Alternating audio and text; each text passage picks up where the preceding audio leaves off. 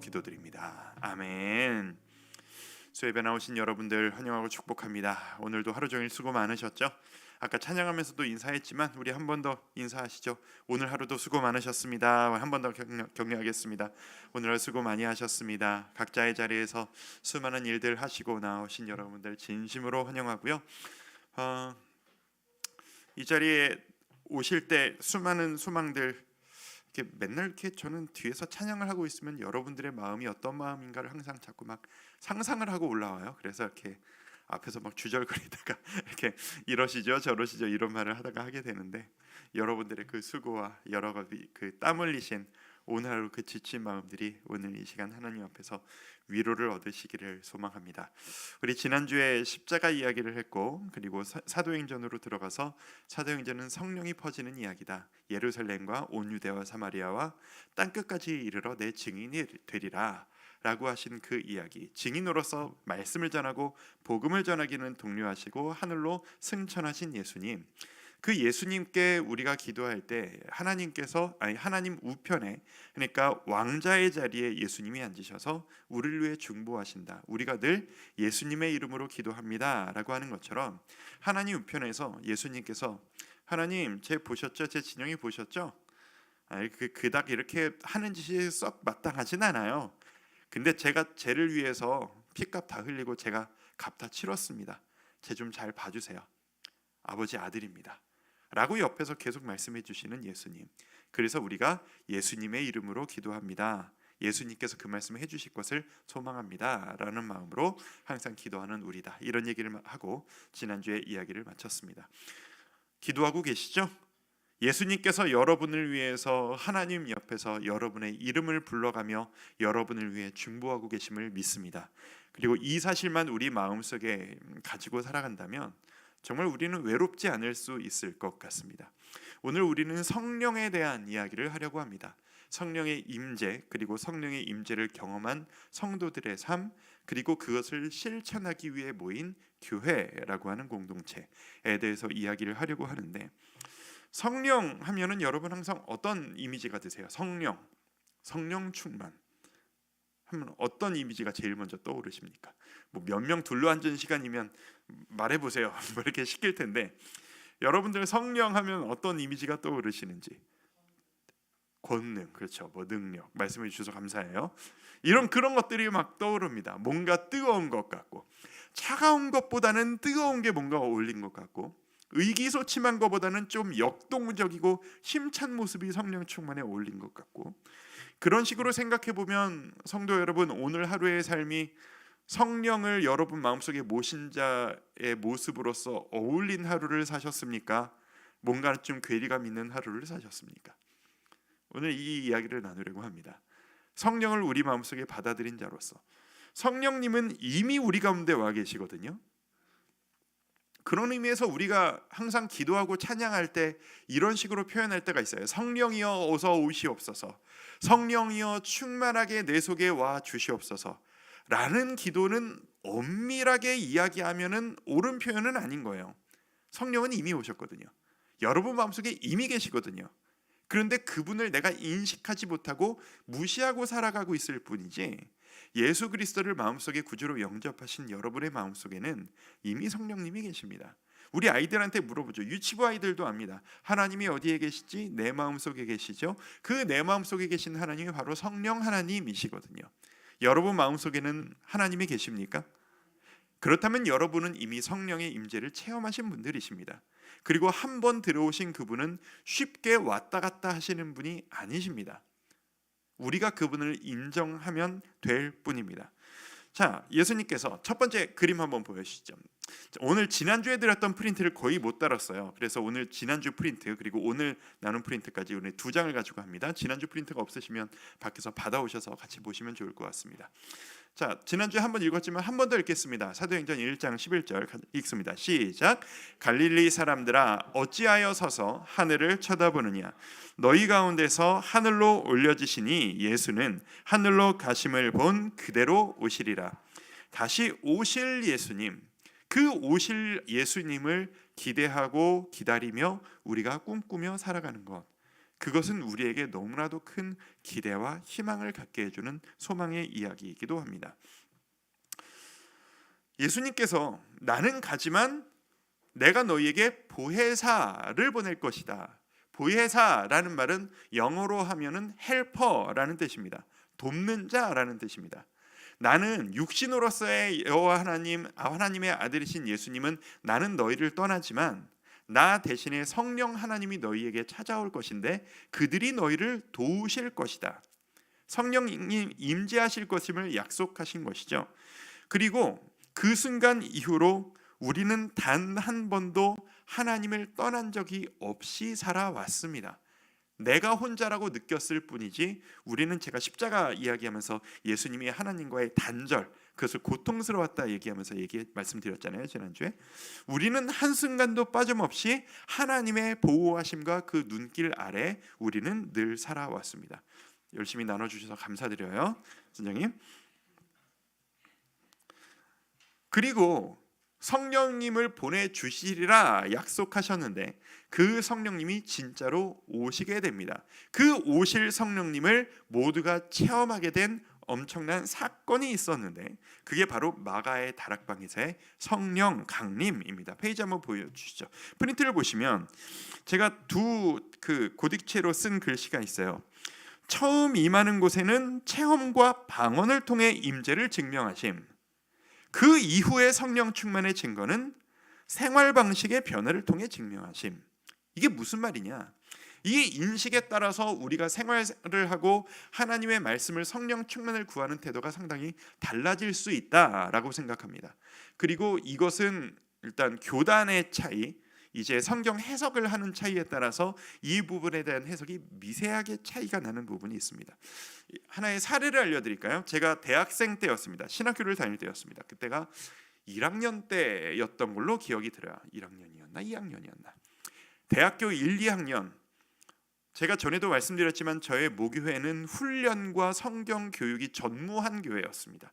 그냥 열심히 예배 나오고 열심히 부르짖어 기도하고 불로 밤마다 철야기도 외치고 봉사 열심히 하고 성가대 교사 온갖 일들 다 하고, 여러분도 다 그러지 않으셨어요? 저도 이제 그때 보면은 아침에 땡 7시 반 교회 도착해가지고 성가대 연습으로 시작해서 9시 예배 드리고 9시 성가대하고 11시 예배 때 유치부 가서 교사하고 반교사하고 그리고 1시 때 청년부 예배 드리고 오후에 저녁 예배하면서 또 성가대하고 그리고 정리 다 하고 행사 있으면 저녁 행사하고 뭐 다 그렇게 사셨잖아요.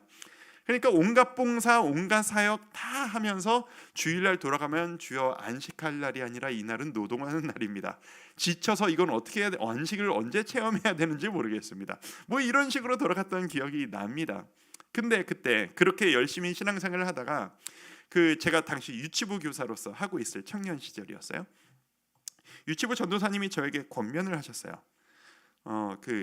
수련회를 한번 갔다 오면 어떻겠냐? 제가 신학생인데 제대로 교육도 못 받고 훈련도 못 받았으니 성령님이 뭔지 예수님이 뭔지 제대로 교육을 신학교에서 처음 배우고 아직 자리를 잡지 못했던 게 좀 혼미했던 시기에 20대 초반에 여름방학 때 좋은 선교단체에서 하는 뜨거운 성경 그렇게 강의 수련회가 있으니 한번 갔다 오면 어떻겠냐? 그래서 저랑 그 유치부 같이 봉사하던 청년 동생이랑 둘이 수련회를 갔습니다. 어떤 단체였는지도 기억이 안 나고 아무것도 기억이 안 나요. 들어봤자 기억이 안 났을 거예요. 뭐가 뭔지를 하나도 몰랐을 때니까. 갔더니 한 50명 정도가 산속에 있는 한 수련회에 모여서 3박 4일을 아침 저녁으로 성경을 읽고 기도하며 집회를 하는 뜨거운 그런 수련회였어요. 그때 은혜를 너무 많이 받았던 걸로 제가 기억이 들어요. 근데 그때 중간에 이제 한 명 한 명을 1대1로 거기 계신 간사님들이, 이제 청년 간사님들이죠. 간사님들이 청년들을 한 명씩 불러가지고 1대1로 구원 상담을 하는 거예요. 이분이 구원을 받았는지 어떤 이렇게 점검을 하는 건데 제가 갔습니다. 이틀째였어요. 그 청년 간사님이 약간 호리호리하고 약간 어스름하게 그 이미지가 생각이 나요. 그때가 너무 저에게 충격적이었기 때문에 의자를 마주보고 앉았어요. 형제님 나이가 어떻게 돼서 어떻게 됩니다. 그리고 뭐 이렇게 신학교에 다니고 있습니다. 전혀 유념치 않으시더라고요. 그리고 정말 뜨겁고 확신한 찬 태도로 저에게 물어보셨어요. 형제님은 구원의 확신이 있으십니까? 네, 있습니다. 오늘 당장 죽어도 천국에 들어갈 자신이 있으십니까? 네, 있습니다. 그러면은 그 구원의 확신을 처음 경험했던 때가 몇 년, 몇 월, 며칠, 몇 시이십니까? 잘 모르겠는데요 라고 대답했어요. 저는 성령의 임재가 뭔지, 구원의 확신이 뭔지를 이미 그걸 다 누리고 뭔지도 모르는 채로 체험을 했고, 대학교 가서 그 이론적인 정리가 됐기 때문에 내가 언젠가 경험한 것 같긴 한데 그게 뭔지를 모르겠는 거예요. 저게 죄송한데 잘 모르겠습니다. 기억이 안 납니다. 이거는 뭔가 문제가 있습니다. 형제님, 그러면은 혹시 방언을 하십니까? 아니요, 저 방언 못 하는데요. 저 아직도 방언을 못 하거든요. 되게 사모하는데 못 하고 있는 은사 중에 하나예요. 방언을 하면 그렇게 깊이 기도에 들어갈 수 있다고 하던데 제가 방언을 못 해요. 위로가 되는 건 제가 알기로 이찬수 목사님도 방언을 못 하시고 오카르 목사님도 방언을 못 하셨던 걸로 제가 알고 있어요. 제가 방언을 못 합니다 라고 했더니 이 간사님이 저에게 정색을 하시면서 형제님은 착각을 하고 계신 겁니다. 형제님은 아직 구원을 받으신 것이 아닙니다. 형제님은 지금부터 그것을 위해 노력하셔야 합니다 라고 너무 딱 잘라 얘기를 하니까 제가 충격을 받은 거예요. 아니, 이분이 뭘 근거로 하시나? 성경에 보면 하나님이 선택해서 구원받은 자는 성령의 임재를 체험, 성령 충만을 주신다고 약속하셨고, 성령 충만을 받은 자는 그 방언으로서 그것을 보여주십니다. 성령이 임하였다면 방언을 못할 리가 없습니다. 방언 못하신다면서요? 못합니다. 구원받으신 게 아닙니다. 형제님의 마음속엔 성령님이 안 계십니다. 충격을 받고 돌아왔었어요. 제가 학교에서 배웠던 거랑은 달랐거든요. 대한예수교장로회 합동 측 신학교에서 배운 거랑은 뭔가 달라요. 혼돈감을 가지고 나중에 공부를 하면서 이 내용을 정리를 했습니다. 자, 그 내용을 말씀드릴게요. 자, 성령 임재가 처음으로, 갑자기 궁금하네, 방언하시는 분 좋은 거예요. 부럽습니다. 못하시는 분, 못해서 안타까워 해본 적이 있으셨던 분, 저랑 비슷한 마음이 있으신 거죠. 좋습니다. 자, 그분들이 이제 와서 생각해 보니까 그분이 약간 순복음 쪽에서 이렇게 하시는 단체셨던 것 같아요. 그때 참 재밌었어요. 모두 다 방언으로 기도합시다. 그런데 방언을 못 하니까 어떻게 기도해야 되나요? 자, 혓바닥에 힘을 푸시고 이렇게 하나님께서 여러분의 입을 움직이실 것에 완전히 자유하게 내려놓으시면서 움직이시는 대로 풀어주시면 됩니다. 이렇게 이런 걸 막 시키시는 거예요. 이제 와서 생각해 보니까 내가 노력을 해서 성령님의 그 방언을 하도록 만든다는 게 뭔가 앞뒤가 맞지 않나라는 생각이 드는데, 자, 이거는 뭐 누구를 뭐 비하고 뭐 그런 것도 아니고 저의 재밌는 경험이었을 뿐입니다. 자, 저희가 믿는 성령 임재에 대한 기록 해석은 이렇습니다. 아까 보셨는데 사도행전 2장 2절에서 4절 말씀 같이 한번 읽어볼까요? 프린트 보시고 한번 읽어보겠습니다. 호련히 시작.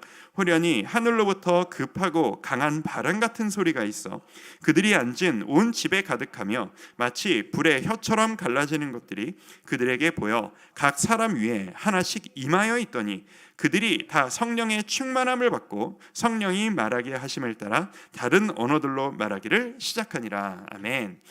여러분 잘 아시는 사건일 겁니다. 마가의 다락방입니다. 전에도 말씀드렸던 것처럼 다락방은 모든 사람들이 모여서 넓게 둘러앉을 수 있는 넓은 방입니다. 마가의 다락방에 이렇게 많은 사람들이 모여 있었다는 것은 이 마가의 집이 꽤 그래도 여유 있는 부잣집에 속했다라고 추정할 수 있습니다. 제자들과 예수 그리스도의 돌아가심 승천 이후에 그분을 따르는 당시의 극소수였습니다. 예수님을 따라다니던 그 모든 사람들은 예수님의 돌아가심과 함께 다 분해돼 버렸고 진심으로 그 부활을 믿는 소수만 이 자리에 모여서 있는 거예요. 기도를 하고 있으니 성령님이 임재를 하시는데, 자, 예수님의 제자들 입장에서 생각을 해보죠. 예수님께서 올라가시면서 내가 너에게 성령을 보내줄 거야 라고 약속을 하셨습니다. 근데 아직 안 왔단 말이에요. 그분이 언제 오시는지가 궁금한데 빨리 오셨으면 좋겠는데 그분이 언제 오시는 거지? 어떻게 하는 거지? 예수님은 어린아이로 태어나셔서 육신으로 오셨는데 그분은 어떤 모습으로 오시는 거지? 그분이 성령님이신지를 우리가 어떻게 알 수 있지가 모호한 상태잖아요. 그때 그것을 부인할 수 없는 체험으로 성령님을 보내주시는 거예요. 보시는 것처럼 보면 다 급하고 바람 같은 소리가 있어. 실내입니다. 문이 다 닫혀 있었을 거예요. 근데 이 실내에 바람이 부는 막 돌풍 같은 소리가 납니다. 모두가 똑같이 듣습니다. 어디에 문이 열렸나? 아닌데 이 소리는 뭐지? 지금 무슨 일이 일어나고 있다. 영적인 일이 일어나고 있다라는 것을 깨닫습니다.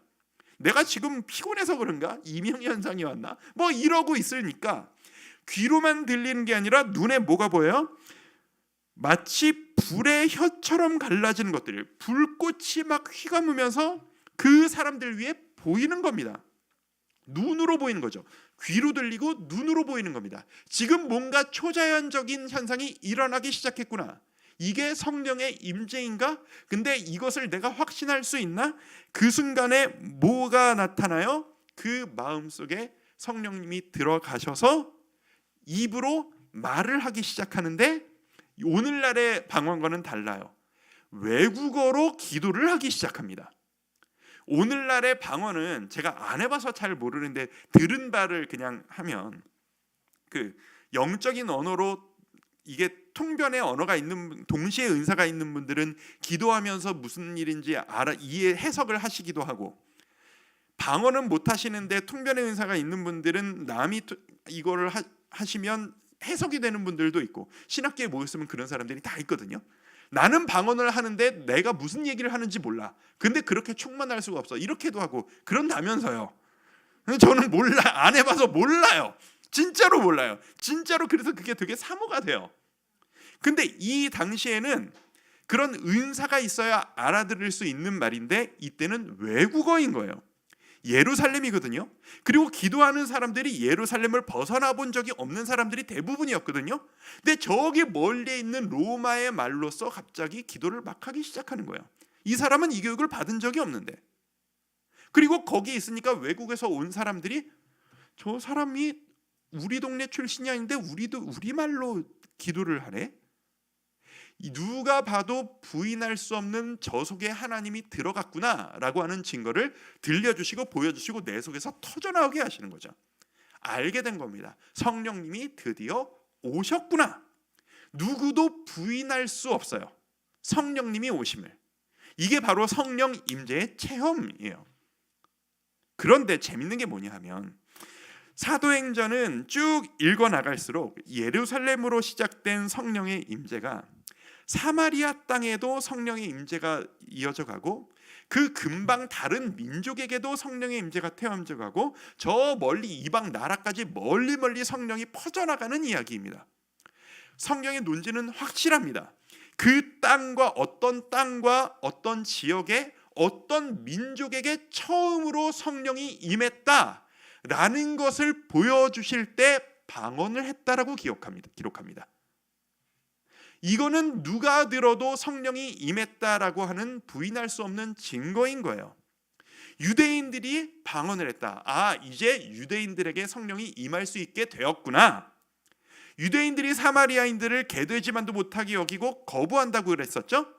그런데 집사들이 사마리아 땅으로 들어가서, 이게 나중에 볼 리가 있는데 빌립 집사가 사마리아 땅으로 들어가서 전도했더니 그들이 성령을 받고 방언을 하기를 시작했더라. 그걸 보고 사람들이 충격을 받는 거예요. 사마리아인들은 자격이 없을 거라 생각했는데 이들이 방언을 해요. 그렇다면 방언을 한다는 건 뭐예요? 성령님이 그 속에 들어가셨다는 뜻이고, 그렇다면 이 사마리아인도 하나님이 선택할 수 있다는 증거인 거예요. 이방인들도 다른 나라 사람들도 유대인이 아닌 전혀 유대피가 섞이지 않은 완전한 흑인들 외의 완전 이방인들도 방언을 하더라. 성령님이 들어오셨다는 것을 부인할 수 없다 라는 논지로 성령이 임함에 방언을 하였더라 라는 식으로 기록을 하는 거예요. 근데 재밌는 건 뭐냐면 그 이후 그 민족에게 성령이 임재가 임해서 방언을 했더라 라는 다음에는 또다시 방언을 하였더라 라는 식으로 성령 충만을 이야기하지 않아요. 철저하게 성령이 충만하였다라는 것을 어떤 식으로 강조를 하느냐, 성경은 그들의 말이 달라지고 그들의 삶이 달라지며 그들이 사랑을 실천하고 가난한 자와 약한 자에게 다가가서 내 가진 것들을 나누어 주기 시작하고 긍휼의 마음을 갖기 시작하고 내 것을 챙기기보다는 예수님이 하셨던 그 삶을 똑같이 살아가려고 애썼더라, 그 노력이 퍼져나갔더라 라는 식으로 성령 충만의 증거를 말해요. 제가 지금 드리는 말씀을 이해하시겠어요? 이 과정 가운데서 우리가 받아들이는 건 이런 자세예요. 방언만이 성령 임재의 증거가 아니라 우리나라 사람들에게도 전도가 처음 되어졌을 때 이 조선 땅에 한국 사람들에게도 전하니까 방언을 하대요. 그러면 하나님이 이 나라 이 민족 한민족들도 하나님이 선택하실 수 있다라는 말이 되겠군요 라는 과정이 있었겠죠. 처음에 선교사님들이 우리 땅에 들어왔을 때. 그 이후에는 뭐예요? 성령의 임재가 방언을 많이 했더라? 아니요. 술집을 닫고 과거를 회개하고 죄악을 주님 앞에 부르짖어 회개하고 내 종들을 목사로 삼아서 그분 앞에 머리를 숙이고 모두가 평등하게 나라를 위해 기도하고 불쌍한 자들을 구제하고, 그게 성령 임재의 체험이라는 겁니다. 여러분, 성령 충만이라고 하는 것은 내가 무슨 말을 하느냐가 아닙니다. 내가 어떤 선물을 받아서 나는 이런 능력을 가지고 있지롱 하는 식으로 성령 충만을 증거하는 게 아닙니다. 방언은 선물이에요. 제가 고등학교 때 한 학년에, 그때 작은 교회였으니까 한 학년에 한 5명, 6명 정도의 아이들이 있었어요. 그러니까 그 아이들이 평생 그 교회에서 같이 크는 거예요. 어릴 때부터, 유치부 때부터 청년 때까지. 그러니까 이 아이들이 너무 서로가 신앙생활을 어떻게 하는지를 잘 알거든요. 근데 저는 나름대로 제가 지금 생각해보면 한 중2 말 중3 때쯤 주님을 만난 것 같아요. 그때부터 불이 붙어가지고 아무도 안 시켰는데 혼자 성경을 읽고 혼자 중3 때 그때쯤 성경 일독을 처음으로 한번 끝냈었거든요. 무슨 말인지 하나도 몰랐어요. 그냥 읽었어요. 그냥 좋아서. 나는 이렇게 하고 봉사도 열심히 하고 하루 종일 교회에서 살고 했는데 같이 있던 어떤 애가 고1 때 충격적인 말을 했어요. 나 방언한다? 이러는 거예요. 엄청난 자격지심에 휘둘렸어요. 왜 쟤는 하는데 나는 못하지? 근데 제가 그 놈을 알거든요. 걔 담배 피는 놈이었어요. 걔 술도 가끔 마셔요. 근데 걔 방언을 한대. 그래서 전도사님이 방언한다고 칭찬을 해주는 거야. 진영아, 너도 저 못하는데요. 그래, 노력하도록 해라. 그게 얼마나 속상했는지. 여러분, 은사가 있으십니까? 예언하십니까? 기도의 능력이 있으십니까? 그게 여러분이 뛰어남을 증거해 주는 이야기가 아니에요. 그건 은사예요. 그거는 하나님이 그냥 떨어뜨려 주신 선물이에요. 여러분이 점수 받은 저 성적표가 아니라고요. 삼손 보세요. 그 개 망나니 같은 짓을 하면서 최고의 은사를 받은 게 삼손이에요. 아무것도 우리는 주님 앞에 내세울 게 없습니다. 우리는 그저 충만함을 구할 뿐입니다. 그리고 나 이것도 할 줄 알아. 당신 이거 할 줄 알아? 이것도 못하면서 말이야. 철저히 깨보시고 낮아져야 합니다. 우리가 내세울 수 있는 건 유일하게 하나, 나는 낮아질 수 있느냐. 낮아질 수 있는 사람이, 내세우지 않을 수 있는 사람이 성령 충만한 사람입니다. 할 수 있지만 할 수 있다고 자랑하지 않을 수 있는 사람이 성령 충만한 사람입니다. 가지고 있지만 아니면은 가지고 그것을 자랑하지 않고, 너무 많은 말을 하면 안 되겠다. 어쨌든 세상 논리로 우리 스스로를 바라보지 않는 것이 성령 충만한 사람들의 특징입니다. 성령 충만은 주님이 주신 선물입니다. 성경의 증거가 저는 바로 그것이라고 생각합니다. 이 성령의 임재가 임한 이후로 초대교회가 이루어질 때까지 교회는 방언을 열심히 하였더라 라는 식으로 자랑을 한 적이 단 한 번도 없었습니다. 자, 두 번째, 사도행전 4장 13절 14절 이 말씀 한 번 더 읽어봅니다. 그들이 베드로와 요한이 담대하게 말함을 보고 그들을 본래 학문 없는 범인으로 알았다가 이상히 여기며, 또 전에 예수와 함께 있던 줄도 알고, 또 병 나은 사람이 그들과 함께 서 있는 것을 보고 비난할 말이 없는지라. 이게 무슨 말이에요? 살부로 증거해버린다라는 얘기예요. 이 믿는 사람들이 아니면 믿지 않는 사람들이 예수님의 제자들을 보고 이 모든 것들은 성령 충만의 결과로서 해석을 해야 돼요. 이 사도행전의 논지는 성령의 충만함을 입으니까 이 12제자들이 이제 11제자죠.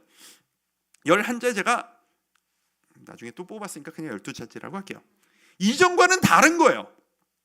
사도행전 초반에 보면 베드로가 예수님을 3번이나 부인했던 베드로가 설교를 하는데 몇천 명이 회개를 해요. 이런 이야기. 사도행전 초반에 능력을 발휘해서 성령 충만의 능력을 막 발휘하는 이야기가 나옵니다. 그 얘기가 왜 나온다고 생각하세요? 복음서 말미의 제자들과 비교해 보라는 이야기예요. 이 제자들이 얼마나 비리비리했는지 다 보지 않았느냐? 얼마나 그 예수님을 거부하고 도망다니는 기회주의적이고 연약한 사람인지 다 보지 않았느냐? 그런데 이제 예수님이 가시고 성령의 임재를 체험하니까 담대함을 입은 거예요. 누구도 두렵지 않은 거예요. 이제는 그 제자들을 가둬가지고 매를 때리고 가두고 협박하고 너 그러다가 죽는다라고까지 협박을 해도 내가 죽더라도 예수 그리스도를 전하지 않을 수 없노라 라고 하는 나보다 주님이 더 중요하다라고 하는 그 벅차오르는 감격과 담대함이 이 마음속에 가득 차 있는 거예요. 그리고 누가 손가락질해도 예수 그리스도의 이름으로 인하여 핍박받음을 자랑스러워하고 감사해하는 거예요. 더 이상 옛날의 제자가 아니에요. 변화된 거예요. 변신한 거예요. 성장한 거예요. 그게 바로 성령 충만의 결과다라고 이야기하는 게 이 사도행전의 설명이에요.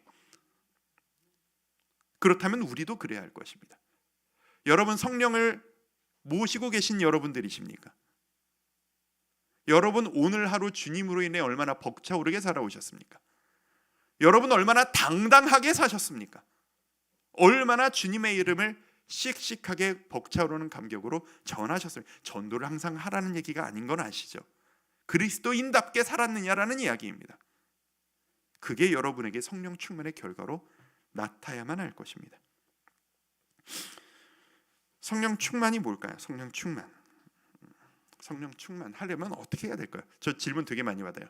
성령 충만하려면 어떻게 해야 돼요?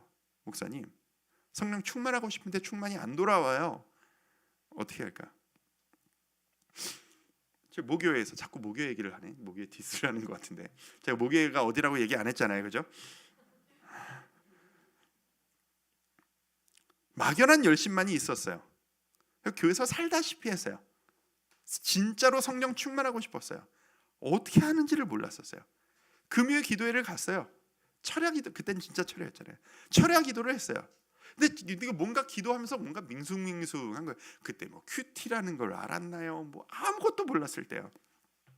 성령 충만하고 싶어서 금요일 밤마다 그 지하 기도실에서 무릎 꿇고 앉아서 전사님 기타 치면서 찬양하실 때 1시간씩 2시간씩 그냥 성령 충만하기 위해서 부른 거예요. 아직도 뭐 이렇게 그 박수 치면서 예수님 찬양 예수님 찬양 이거를 성령 충만할 때까지 1시간이고 2시간이고 부르는 거예요.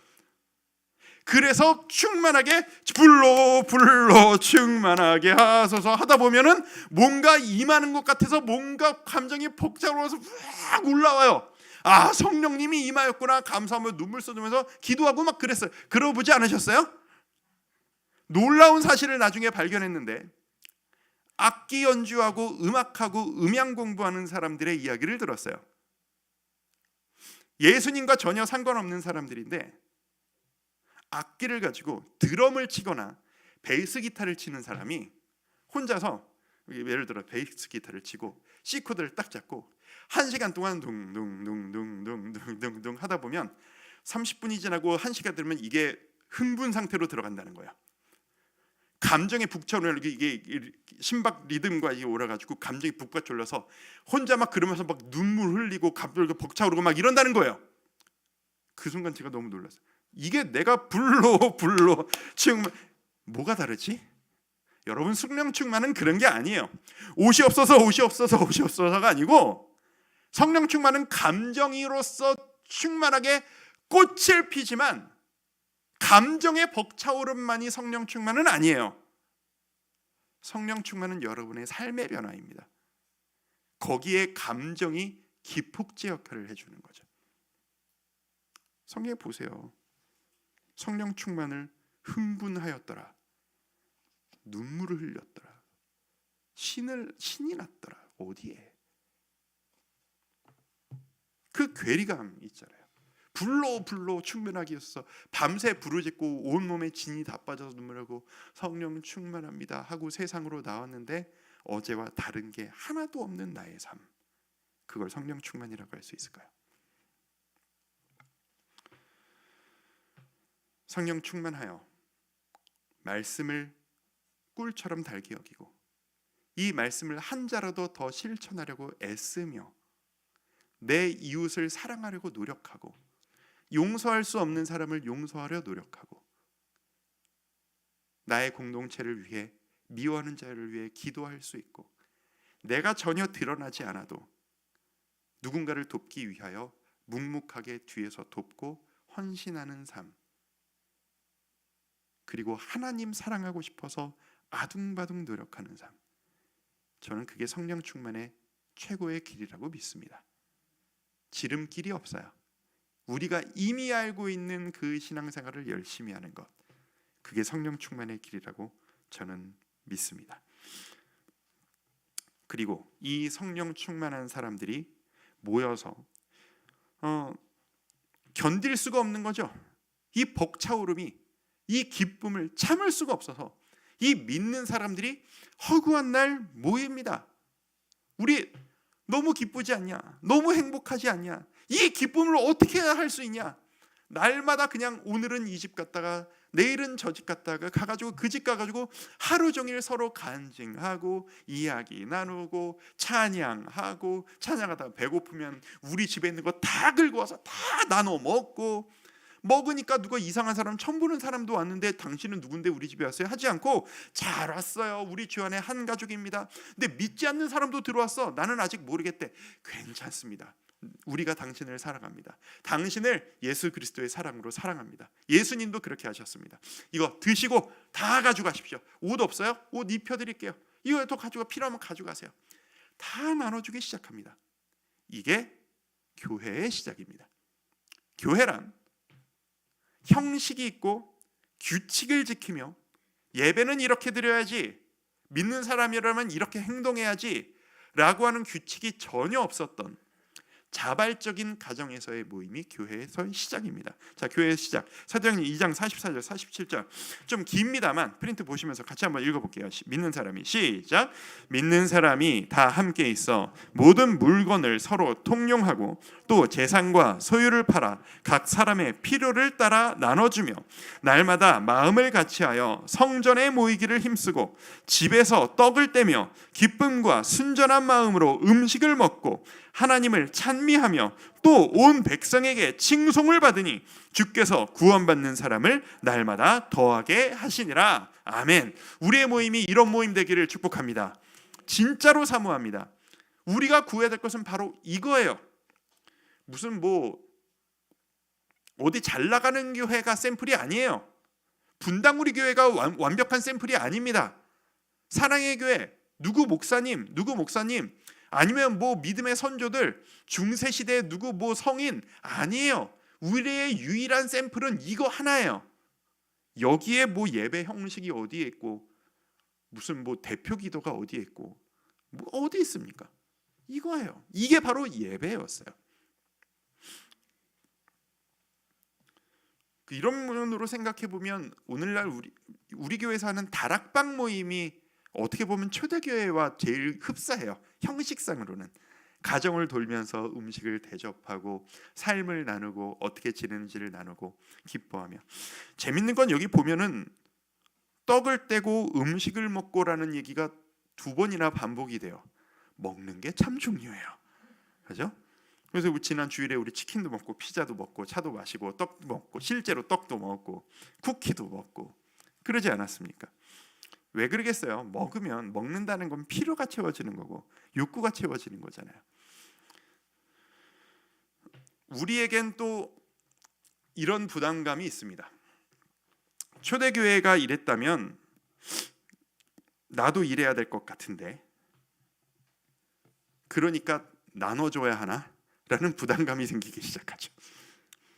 가진 것을 아까워하지 않고 다 퍼주는 삶, 이래야 복을 받는 건가라는 부담감이 있죠.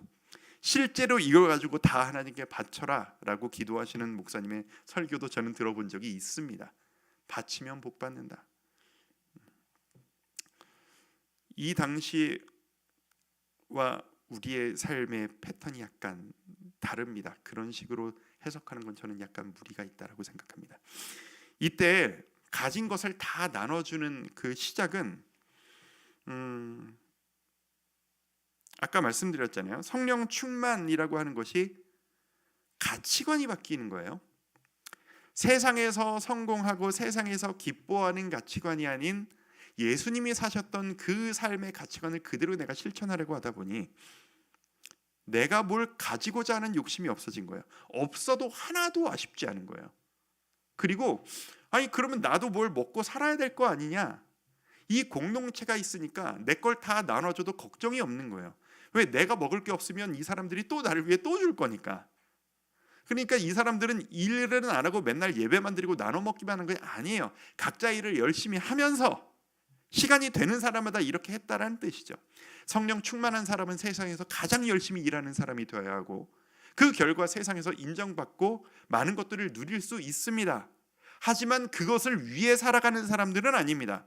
그것을 내 주위의 사람들을 위해서 나눠줄 수 있는 사람들이고 내 노후를 위해서 나의 미래를 위해서 나는 이만큼을 가지고 있어야 돼, 남과 비교해서 내가 조금 더 가지고 있어야 돼 라는 사람은 성령 충만한 사람의 삶에 추구하는 모습이 아닙니다. 나눠주는 거예요. 왜? 내가 가지고 준비하는 것보다 이 사람의 아쉬움과 힘듦이 나에게 더 간절하고 아픈 문제인 거예요. 그래서 나눠준 것 뿐이에요.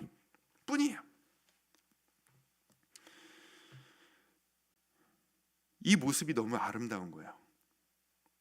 이 당시는 복지제도라는 것도 없고 연금 같은 거 더더욱 없고 성경에서 이야기하는 가장 사랑할 사람, 의지할 사람이 없는 대표적인 표현, 고아와 과부들, 생계가 막막한 사람들. 이 당시에 그 사람들이 교회에 제일 많이 모여듭니다. 왜요? 딴 데 가면 인정 못 받고 내가 먹고 살 길이 없고 취직할 길도 없고 돈 얻을 바도 없는데 저기에 가면 항상 나를 사랑해주고 저기 가면 항상 나를 인정해주고 보듬어주고 잘 왔다 하고 먹을 걸 주고 아쉬운 게 하나도 없어지는 거예요. 초반에 부딪힘이 있었겠죠. 왜 이렇게 힘든 사람들만 오지? 이거 어떻게 다 주지? 계산을 하는 사람이 없는 거예요. 그러니까 다 팔아서 다 퍼주는 거예요. 그게 너무 기쁜 거예요. 그러자 이 모습이 믿지 않는 자들에게도 본이 되어서 쟤네 좋다, 아름답다, 쟤네 뭔가 다르다, 삶으로 증거를 하는 거죠. 하나님을 찬미하며 또 온 백성에게 칭송을 받으니, 온 직세에게 칭송을 받으니, 그래서 주께서 구원받는 사람을 날마다 더하게 하셨다라고 돼 있잖아요. 오늘날 우리와는 좀 다르지 않나요? 지난 주일에 제가 시작하면서 믿지 않는 분들, 처음 오신 분들한테 양해를 구하고 사과했던 것처럼 예수 믿는다 하면 손가락질 당하는 게 오늘날 우리의 모습 아니겠습니까? 왜 그렇게 됐나요? 믿으니까 우리가 복 받아야 된다고 더 많이 가지려고 했고, 누가 더 크나 경쟁을 했고, 내 것을 놓지 않으려고 했고, 하나의 기업 같은 행태를 교회가 벌이기 시작하면서 사람들에게 손가락질을 당하기 시작했죠. 분명해요. 성경에서의 평가와 우리가 받는 평가는 달라요. 그렇다면 우리가 돌아가야 될 길은 어디입니까? 이 초대교회의 성령 충만의 모습으로 돌아가는 겁니다. 모습은 다를 수 있겠습니다. 어떤 식으로 나누고 어떤 식으로 베풀 것이냐, 모습은 다를 수 있겠습니다. 이제 시대가 달랐고 복지 제도가 바뀌었고 여러 방법들이 있기 때문에 우리는 그것을 실천할 수 있습니다. 그래서 이 사람들이 날로 너무 많이 모여들기 시작하니까, 시간이 언제 이렇게 갔어요? 오늘 프린트 나눠드린 게 몇 번부터였죠? 한 주 미리 예습하시라고 드리는 프린트. 오늘 나눠드린 게 4번부터였나요? 오케이. 이 이야기까지 할게요. 이런 의미로 생각하면 교회의 시작과 동시에 구제 사역이 일어났어요. 교회는 구제하는 곳이 되어야 합니다. 약한 자를 도와주어야 해요. 먹고 마실 것이 없는 나약한 자들을 위해서 지갑을 여는 것이 교회가 해야 할 일입니다. 그리고 오늘 나눠드린 프린트의 내용을 미리 좀 땡겨서 말씀드리는 건데, 사람들이 날로 늘어나자 이 과정 가운데서 충돌과 갈등이 생깁니다.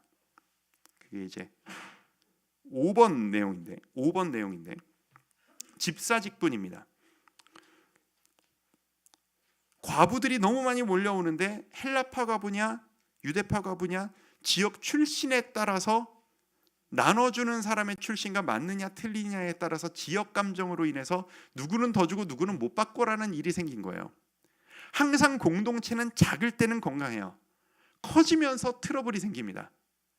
알만하니까 이용하는 사람들이 생겨나기 시작합니다. 뭐 홈리아 비누아스 사건도 그렇고 뭐 이게 과부들의 사건도 그렇습니다. 사도들이 정신을 차리죠. 이게 조직적으로 일을 해야 한다. 그래서 이 일을 하기 위한 전문 직분들을 세웁니다. 그게 바로 집사들입니다. 그리고 사도들은 우리와 기도와 말씀 전하는 것에 전념하겠다. 왜냐하면 예수님의 말씀을 직접 듣고 가르치고 그 말씀을 기억하고 가르쳐 줄 수 있는 유일한 사람이 이 사도들밖에 없었기 때문입니다. 사도가 누군지 아시죠? 사도는 예수님을 직접 만난 사람들을 사도라고 합니다. 마지막 사도가 누구예요? 영적으로 예수님을 만났던 바울이 마지막 사도입니다. 요즘 여러분 주위에서 누가 사도가 오셨대? 100% 이단입니다. 저는 사도가 아니에요. 전 선지자도 아니에요. 저는 이 교회의 직분에 따르면 저는 집사의 일부예요. 뭐 장로, 목사, 뭐 이런 직분은 다 이 이후에 만들어진 기능적인 분류일 뿐입니다. 저나 여러분이나 하나님 앞에서 똑같은 성도예요. 저는 거룩한 영적 제사장 맞는데 여러분도 거룩한 영적 제사장이에요. 우린 만인 제사장이니까. 저라고 더 특별하게 저에게 잘해주면 특별히 더 복을 받는 그런 거 아니라는 말씀입니다. 똑같다라는 이야기입니다. 여러분이나 저나. 그러면서 구제 얘기하다가 이 이야기로 빠졌는데, 사람들이 끊임없이 교회로 자기가 가진 것들을 팔아서 사도들 앞에 내어 놓습니다. 제 마음속에 뜨거움이 있어서 돕고 싶습니다. 사랑을 실천하고 싶습니다. 그런데 제가 아무리 찾아도 제 혼자 도와줄 수 있는 사람은 다 도와줬고 더 이상 뭘 어떻게 도와야 할지를 모르겠으니 선생님들에게 다 찾아오니까 제가 이거 선생님께 드릴 테니까 선생님께서 분배를 해주시죠. 그래서 조직적으로 집사들이 이것들을 구제하고 나눠주기 시작합니다. 이게 교회가 오늘날 우리가 교회에서 하는 헌금 행태의 시작이 바로 이겁니다. 이 중에서 최소한의 이 사도들의 먹고 살고 선교 사역을 위한 것들을 위해서 하고, 이 돈 가지고 건물 짓고 무슨 뭐 담임 사도 무슨 차 사고 이런 게 아니고 다 나눠주기 위해서 자발적으로 가져온 것들을 나눠주는 일입니다. 건강한 교회일수록 나눠주는 일에 최선을 다해야 합니다. 저는 주와 함께 교회가 해야 될 일, 앞으로 나아가야 될 중점 사역이 이거여야 한다고 생각합니다. 우리 내부적으로 쓰는 것보다 주위 사람들을 위해 쓸 수 있는 우리의 사역. 여러분들이 그래서 우리 성도님들이 교회에 헌금하시는 것이 넓은 의미로 보면 교회는 주위 사람들 지역사를 위해 구제하고 선교하기 위해 최선을 다하고 거기에 재정을 쓰고, 성도님들은 거기에 동참하는 의미로 헌금을 하시면 이게 하나님 사역에 대한 동참이며 동시에 이 구제 사역에 대한 사도행전 초대 교회의 이 나눠주는 사역에 대한 동참과 똑같은 겁니다. 아직은 우리 교회가 반년밖에 되지 않았기 때문에 지금 이렇게 고민 중에 있어요. 여러 가지들을 가지고 우리 특세 마지막 날에 구제 사역을 위한 헌금 모았잖아요. 그대로 다 가지고 있어요. 그리고 더 많은 것들을 해나갈 거예요. 분당 우리 교회 부목사를 있으면서 진짜 자랑스러운 게 그거였거든요. 분당 우리 교회 재정의 3분의 2 가까운 재정을 교회 내부가 아니라 외부를 위해서 썼었어요. 그게 되게 자랑거리였어요. 초대교회와 가까이 가기 위한 노력이었거든요. 우리 교회도 거기까지 가기를 원합니다. 언젠가 빨리 우리가 이제 좀 돌아갈 만큼 되면 성도님들도 헌금을 드리면서 이것 이거 가지고 헛짓거리 이상한 데로 나가는 거 아니야? 걱정하지 않으시고 믿는 마음으로 주님께 바치시고, 하나님은 그걸 나를 위해 바쳤다라고 기쁘게 받으시고, 교회는 그거를 위해 주위 사람들을 위해 이 지역을 위해 풍성하게 나누고 하나님 앞에서 함께 기뻐할 수 있는 그런 우리 교회가 될 수 있기를 바랍니다. 그 사역이 빨리 체계적으로 만들어지고 그 사역을 우리가 할 수 있도록 우리 주와 함께 교회를 위해 기도해 주시길 바랍니다. 그리고 앞에 선 리더십들, 저와 사역자와 우리 순장님들과 우리 운영위원회와 모든 멤버들이 이 사역을 기쁘게 할 수 있는 날이 빨리 준비되어질 수 있기를. 사실 많은 생각을 해요. 우리가 직접 나눠주는 것도 방법이지만 이 지역사회, 제가 여기저기 리서치를 많이 하거든요. 큰 교회, 뭐 외국의 큰 교회도 보면은 지역 선교단체 무슨 뭐 이런 데와 협조를 해가지고 이렇게 많이 하는 데도 있고 여러 양상들이 좀 있더라고요. 준비가 되는 대로 공유할 수 있기를 꿈꿉니다. 기도해 주시고 함께 우리 교회가 성령 충만의 길을, 아름다운 초대교회 교회의 길을 가는 우리 교회가 될 수 있기를 바랍니다. 우리 그것을 함께 꿈꾸고 함께 노력하며 각 개인 나의 성령 충만으로부터 시작되어지는 이 하나님의 놀라운 사역이 우리 가운데 펼쳐졌으면 좋겠습니다. 우리 그 마음으로 꿈꾸며 한번 찬양